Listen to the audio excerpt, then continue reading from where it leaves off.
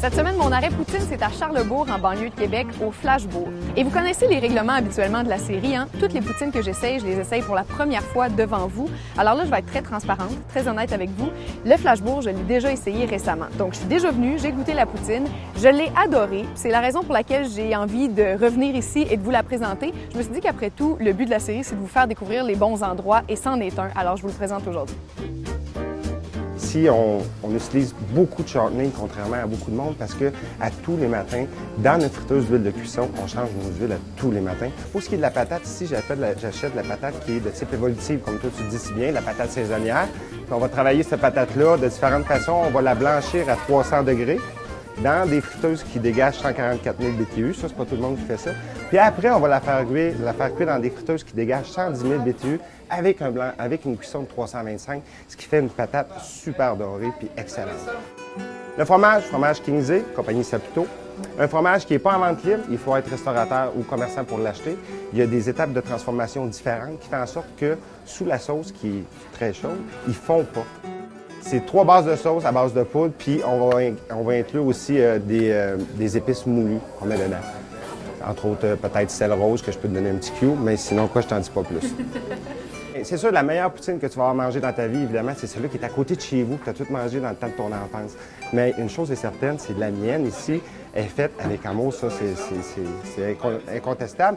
Salut Evelyne! Ça revient, toi? Le retour! Good, parfait, on est content de te voir. Même, j'allais dire comme d'habitude, je suis quand même juste venue une fois, mais régulière. Régulière, parfait. Ouais. Tu manges ça à l'extérieur? Ouais. Parfait. Ouais. Fait que je vais marquer ton nom, on va taper au micro quand ça va être prêt. Super. Vu que tu manges à l'extérieur, je vais te donner notre ketchup maison pour apporter dehors, OK? Tiens. Je me fais tout le temps avoir.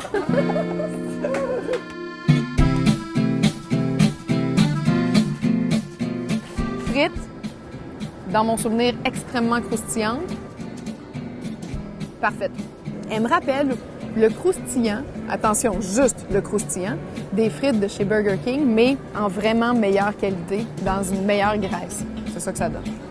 Habituellement, j'aime mieux les coupes un petit peu plus larges pour les frites maison, sauf que sont un petit peu étroites, là, un peu sur la longueur, mais le goût, il est impeccable. C'est dans les meilleures frites que j'ai mangées de ma vie. C'est hallucinant. Le fromage est super bon. Comme nous l'a expliqué Philippe, il prend toujours le fromage qui a une étape de plus dans la pasteurisation pour être sûr qu'il ne fonde pas. J'aime quand c'est ramolli par la sauce chaude, comme celui-là. Fondu, c'est un sacrilège. Alors, il est parfait. La sauce n'est pas tout à fait comme dans mes souvenirs, mais elle est aussi bonne. Là. C'est juste moi qui ai mêlé parce que je sais qu'ils l'ont pas changé depuis. J'avais en tête qu'elle est un petit peu plus barbecue, mais non, elle est vraiment hot chicken salé. Mais sa plus grande qualité, c'est en fait la quantité est vraiment parfaite. Là. Il me reste beaucoup de frites assez sèches sur les côtés. Je peux les goûter, je peux profiter de ma frite. Ça, j'aime ça.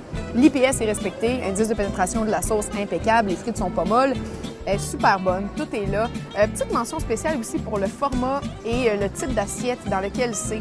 À la fin, il me reste de tout. Il me reste des frites en sauce, il me reste des frites sèches sur le côté, il me reste beaucoup de fromage. On n'a pas de problème de DDP, là, de densité du plat. C'est vraiment parfait. Alors voilà, c'est un 9 sur 10. J'adore venir ici, puis je vais revenir, puis je vous conseille de faire pareil.